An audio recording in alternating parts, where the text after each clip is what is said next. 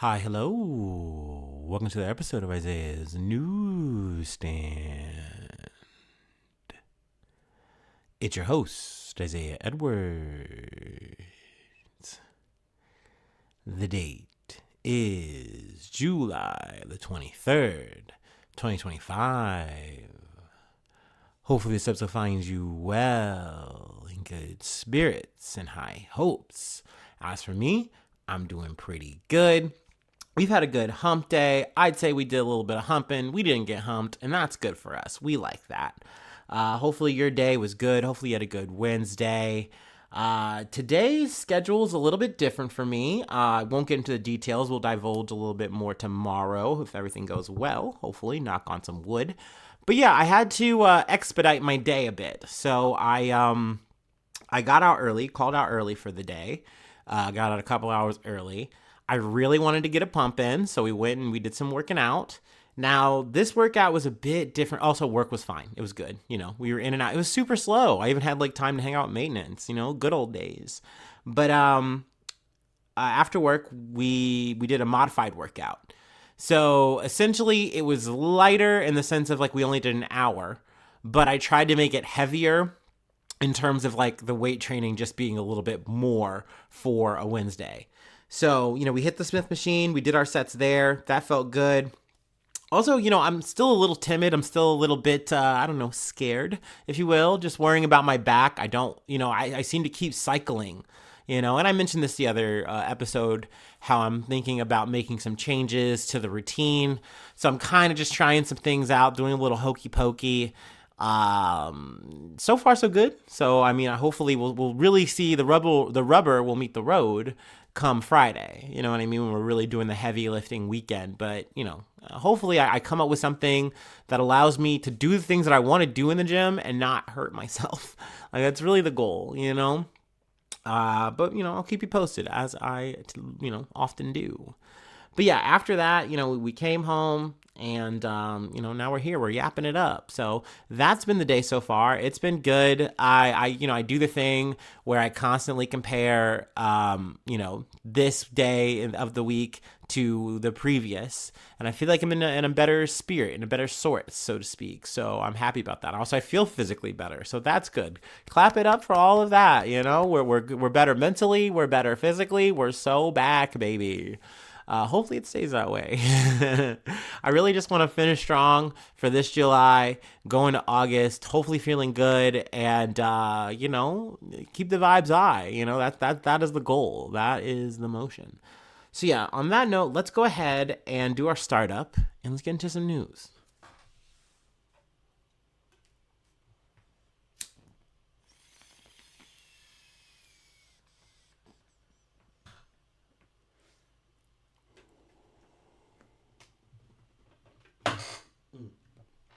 Also, of note, it was treat day. We had some popcorn.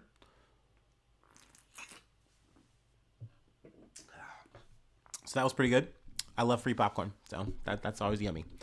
From the BBC, protests in Ukraine as Zelensky signs bill targeting anti-corruption bodies. President Vladimir Zelensky has signed a bill that critics say weakens the independence of Ukraine's anti-corruption bodies, sparking protests in several cities and drawing international criticism. The new law grants the Prosecutor General control of National Anti-Corruption Bureau, or NABU, and Specialized Anti-Corruption Prosecutor's Office, or SAP. I feel like SAP's not the acronym you want to be creating when we're talking about any kind of corruption stuff.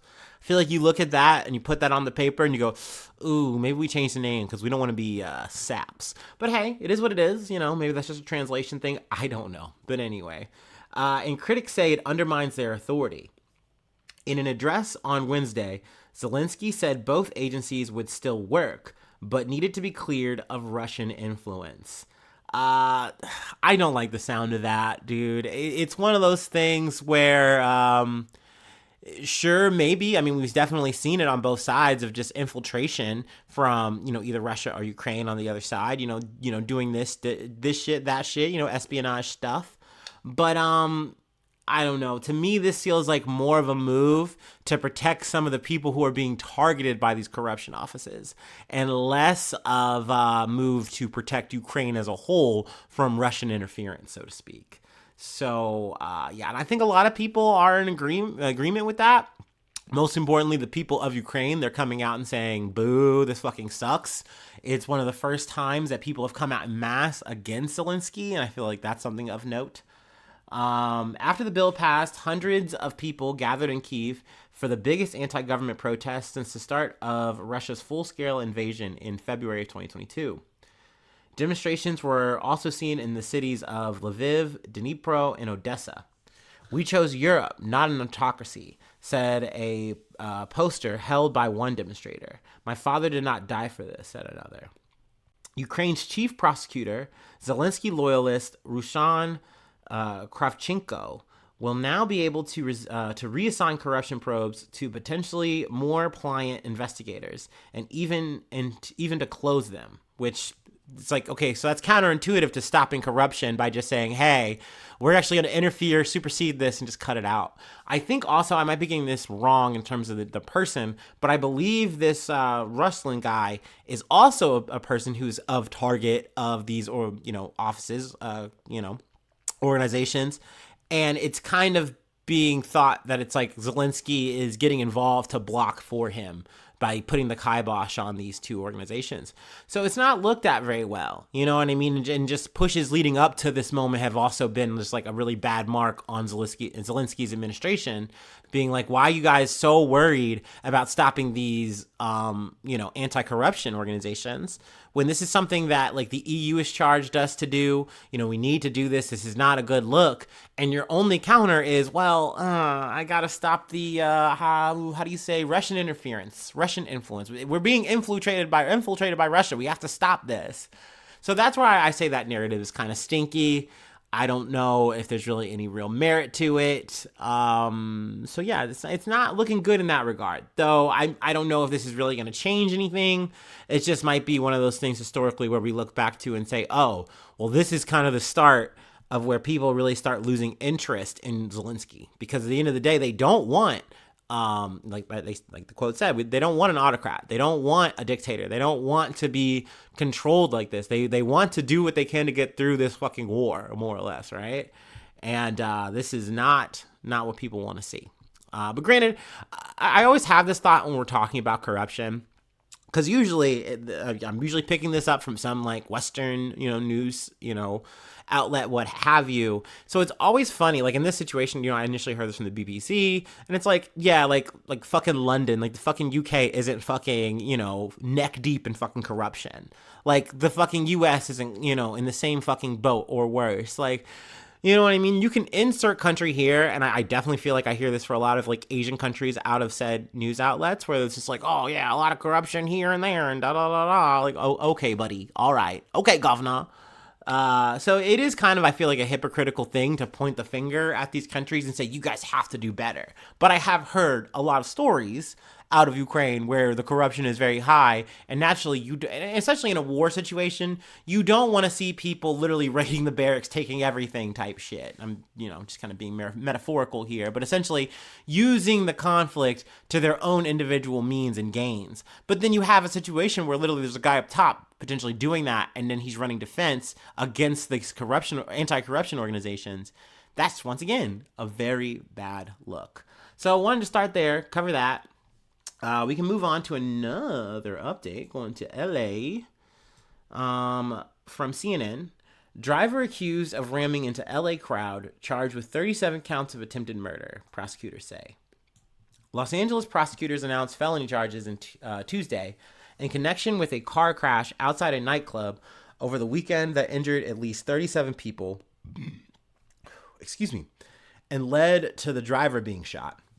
Partygoers were leaving the Vermont Hollywood venue at the end of a reggae hip-hop event early Saturday when a vehicle rammed into the crowd along a busy boulevard in East Hollywood. The car came to a stop after colliding with several food trucks, which became lodged underneath the vehicle, and bystanders attacked the vehicle, according to police. Injuries range from minor to serious fractures and lacerations, and some people were briefly trapped beneath the vehicle. That'd be so fucking scary. LA County District Attorney Nathan Hotchman announced 37 counts of attempted murder and 37 counts of assault with a deadly weapon against the driver, who is identified Sunday as 29-year-old Fernando Ramirez. So now we have a name. We also have a series of events now, because we didn't have that over the weekend when we covered this initially. We didn't know exactly what led into what. How did it all unfold? So now we know that Ramirez, we still don't know why he did this. They go through his criminal record or what have you. I don't really care to go through that. It's kind of neither here nor there to me. But we don't know why he did it. We don't know what the fucking motivation was. It flipped the switch for him to say, I'm going to run over and run through this crowd of people. I don't even care. I don't care if I hit the fucking food stands or not. Whatever. But now we know, okay, he did that. He got stuck. And then people said, fuck this motherfucker up. And that's what they did. And then there was a guy with the fucking Dodgers jacket or whatever. And I think he had a blue jacket or something. And he had a Dodgers jersey, like number 5 on it. Blue Dodgers jacket and a light blue jersey with the number 5. And he had a fucking revolver. He's the guy who shot Ramirez in the back. But we don't know who said guy is yet. So that's we're still waiting to find out about that.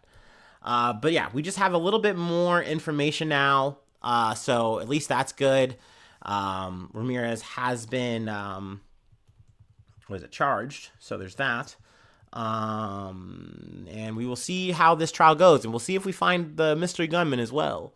I'd like to know a motive, of course, just like everybody. I mean, why did you do this? Like, obviously thank the fucking Lord or whoever the fuck, that no one was killed here.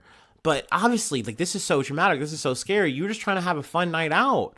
And next thing you know, just some fucking guy just tries to mow you down with his car. No explanation, no fucking reason.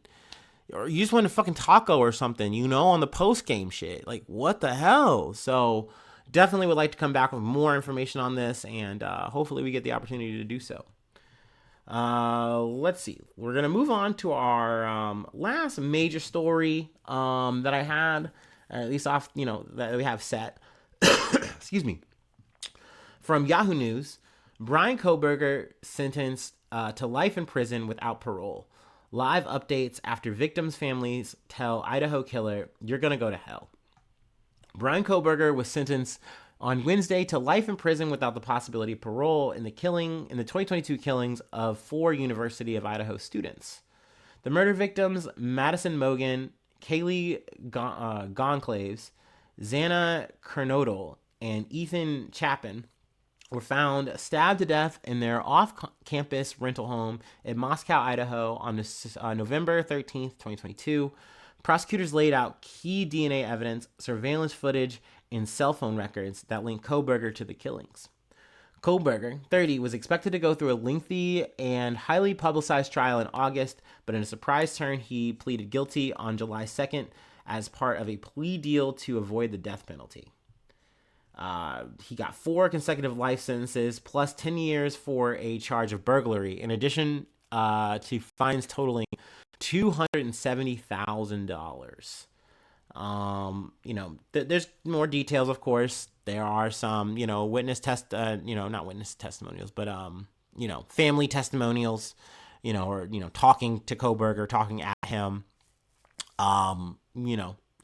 obviously, that's where I would want to be if I was involved in this. If I had lost a family member or something like that, I would at least want the opportunity to say something. I think I would. I don't know. Maybe not. I've never gone through that per se. At least not exactly. But I can't imagine being in that courtroom talking to the person who killed, my loved one. That would be insane. But more or less wrapping up the story, though, once again, in terms of motive, we don't really have it.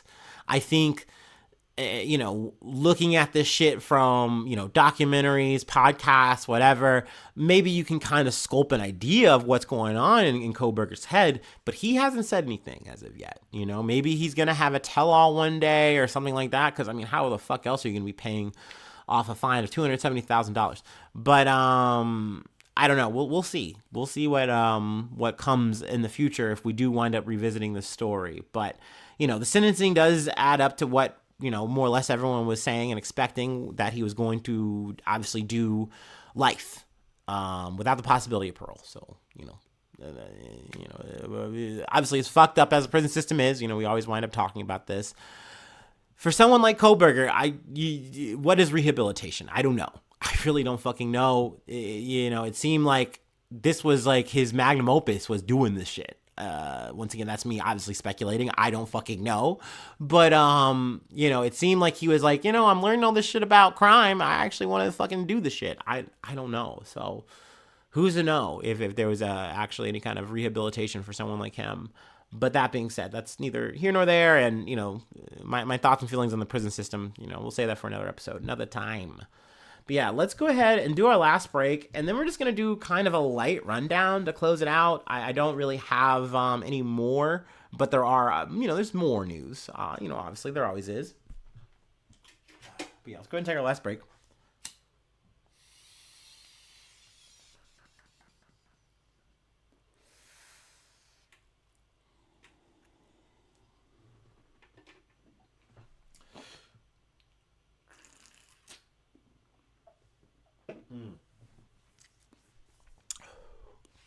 Now, I didn't have this covered in the main, but I believe it was reported like 3 days ago, not 100% of the exact time, but 30 people in Gaza have starved, died of starvation. At least that's been reported.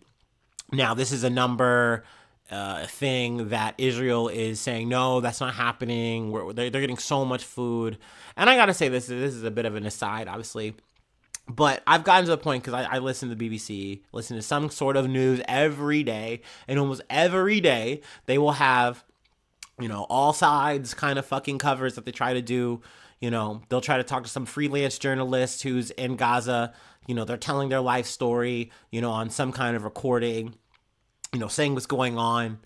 And then on the other half, you'll have some Israeli official, some IDF soldier, high up, person talking, defending this shit. And it's just gotten to the point where I have to hit fast forward on this shit. I have to hit the 1.5 speed on this shit, because I just get so upset. I get so infuriated. We are so deep into this conflict, and just not even just this conflict alone, but just all of the history of it all, and the fact that it's come to this, we're at this point, and to hear these people run the defense for it, for this genocide, for just literal ethnic cleansing, and to try to keep flipping it back on Hamas, to try to keep bringing people back to October 7th, and this is why we have to keep doing this. And the stories that you're hearing, they aren't real. It's propaganda. These people aren't starving. These people aren't dying. These people aren't being fucking mowed down, killed by our RDF members. No, we're the most ethical, righteous army in the world. It gets so infuriating to hear the story day after day after day after day after day. And I am at a point now where I'm just so out of fucks to give on it. I cannot even we'll do both sides here, both sides of it, no, fuck it, dude. The play is the same every time these people come out. They just lie, deny, and they keep flipping and flipping and flipping it. It's so frustrating. It's so fucking frustrating. But that was something I felt relevant to cover, at least just fucking mention. Still on Epstein shit, dog. That shit is not stopping. It's not going anywhere. Despite the fact that Trump wants everybody to just let that shit go, move the fuck on, stop being evil, stop being stupid, stop talking about this shit. It's not going anywhere. But I'll tell you who's going somewhere. House of Representatives, they're on a long early vacation. They were supposed to have a vote to talk about releasing more information or trying to push for that. And Mike Johnson said, let me actually run it back a little bit. Mike Johnson in a podcast was trying to act like he was so indignant, so upset about this. And actually we need to get to the truth. We need to reveal this stuff. Yeah, it might be icky and bad, but we got to get to the bottom of this. People deserve the truth. And now he's actually, I don't want to play any of these democratic games or whatever the fuck. And he's just leaving. Maybe he just fucking called an early fucking session. And they're on summer break now, pretty much, I think, until September. So I love that. I think that's heckin' sweet, dude. Like, y'all know how I feel about the fucking Epstein shit in general, but it's just crazy that they can't even look the shit in the face. Like, they can't even, like, deal with it. They are trying so hard to just let the story kind of, like, thin out and get out of the, like, fucking airways. But I don't know. People really want to see those files. People really want to get down to the bottom of it, and I do get that. I definitely do. And shit, if there's more to glean, there's more to learn, I am here. I am ready. Give me that information. Let me see it. I wanna know where who all the freaks are, where they at, what's going on. I mean, we'll see. But what else did I want to see that's also on a little bit of the news top stories? Talking about Tulsi Gabbard, but really this is just Trump administration shit in general. But this whole idea that this Epstein shit, it is the Biden administration's fault. Not just the Biden administration, it's the Obama's fault. But you know who else is also involved in here? There's a whole Trump administration, like, where, I don't know, he got arrested and then, like, himself or whatever. Oh, he didn't do anything wrong, though. That everything was on the level during that part. But Obama did some kind of treason. And so now we're already in this phase. And, like, this is a phase that I wouldn't have expected us to get at for the Trump administration till, like, next year, 2026, I thought. Because usually, okay, the poll numbers are getting lower. People are feeling the effects. We're living in a bit of the aftermath now. The honeymoon is over. So usually this is when Donald Trump has to kind of roll out, hey, remember all my enemies? Remember my enemies? Actually, I want to go see if we can get those, like, guys convicted. Let's see if we can do something about that Hillary Clinton. Ugh, gross. Like, let's fucking throw her in jail like I said I would.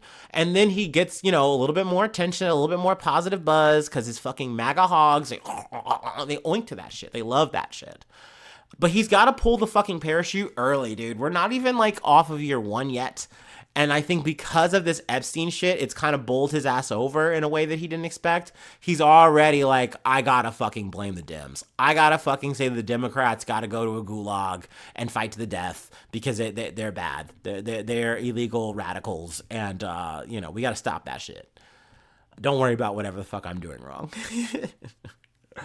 Also, I mean, shit, since we're in the side news corner, whatever. Tariffs deals got signed. The biggest one was Japan.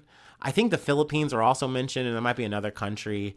I don't know the details, though. I just know for the Japan part, it's 15%, and everyone's clapping and like, woo, this is so great, Donald, thank you. That's so good. That's not an accent, by the way. I don't know what I'm doing.